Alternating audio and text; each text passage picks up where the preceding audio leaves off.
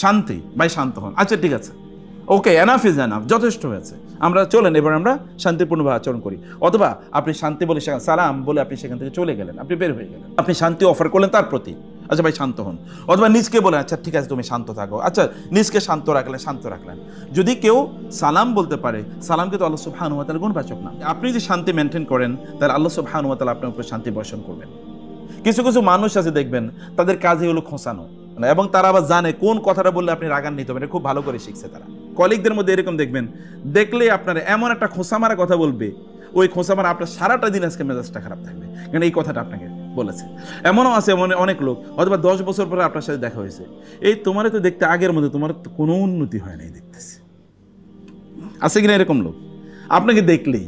অথবা তুমি তো এই আগের মতোই চিকন আছো, কি রে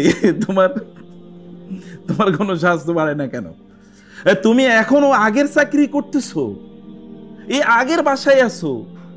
আপনাকে বিভিন্নভাবে জ্বালাতন করবে, এমন কথা বলবে যে আপনার মেজাজটা খারাপ হয়ে যাবে। অথবা মানুষের সামনে আপনাকে ছোট করা, এটা তার ইন্টেনশনালি সেই কাজটা করে, এবং সেটা রপ্ত করে নিয়েছে যে কোন কথাটা বললে আপনার সম্মানহানি হবে। মানুষের সামনে ইচ্ছা করে সে কথাটা বলবে, আপনাকে ইচ্ছা করে ইগনোর করবে। আপনি হয়তো গিয়েছেন, আপনাকে যাওয়ার পরে কোনো কথা বলবে না, 10 মিনিট, ও তুমি আইসো, 10 মিনিট পরে আপনাকে বলবে ও তুমি আইসো, ও তুমি কখন আইসো, ও তোমার খবর কি, আপনাকে এরকম কথা বলবে। আর তোমার বাচ্চারা কই পড়ে, আর একটু ভালো স্কুলে পড়াইতে পারলা না, তুমি কোন এলাকায় থাকো, আর একটু ভালো এলাকায় থাকতে পারলা না। আপনাকে ইচ্ছা করে এই লোকগুলো ডিস্টার্ব করবে। এই লোকগুলো জাহেল, আল্লাহ বলছেন ওই খাতামুল জাহেলুনা। মানুষকে সম্মান প্রদর্শন করা এটা হচ্ছে অন্য মানুষের অধিকার। যারা তাদেরকে অধিকার দেয় না এরা মূলত জাহেল। যারা অন্যকে খোঁচায় এরা মূলত জাহেল। যারা অন্যের সম্মান হানি করে তারা মূলত জাহেল।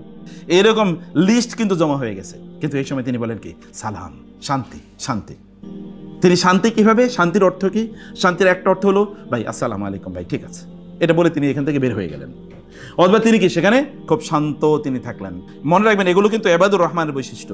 একটা বৈশিষ্ট্য কিন্তু সাধারণ না, একটা বৈশিষ্ট্য যদি আপনি অর্জন করতে পারেন, সবগুলো লাগবে না, তাহলে আপনি সুপার হিউম্যান বিং হয়ে যেতে পারেন।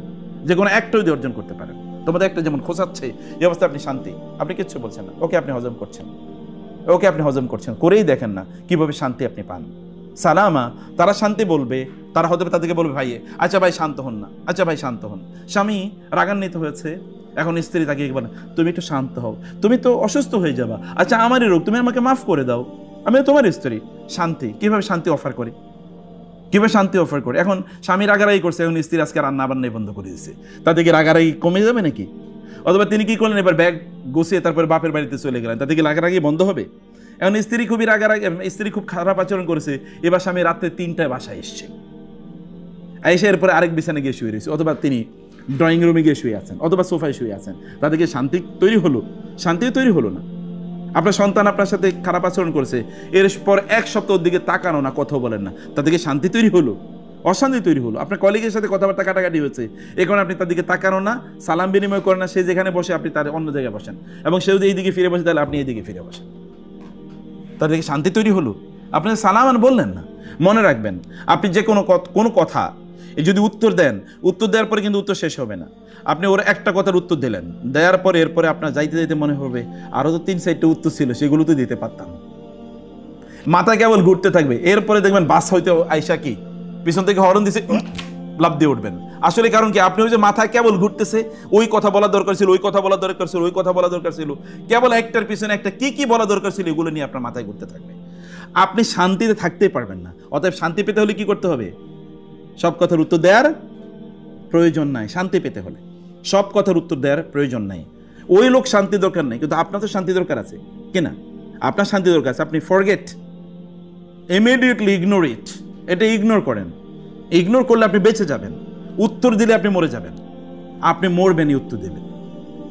কিভাবে মরবেন? ওর সাথে সম্পর্ক খারাপ হবে, ও রিয়েলাইজেশনে ও কিন্তু আপনাকে আরো কিছু বলবে, রিলেশনটা কোথাও ফাটল তৈরি হলে ওই ফাটল কোনোদিন কি জোড়া দেওয়া যায় না, কিছু না কিছু থাইকেই যায়, ওই ফাটল কোনো অবস্থায় জোড়া দেওয়া যায় না।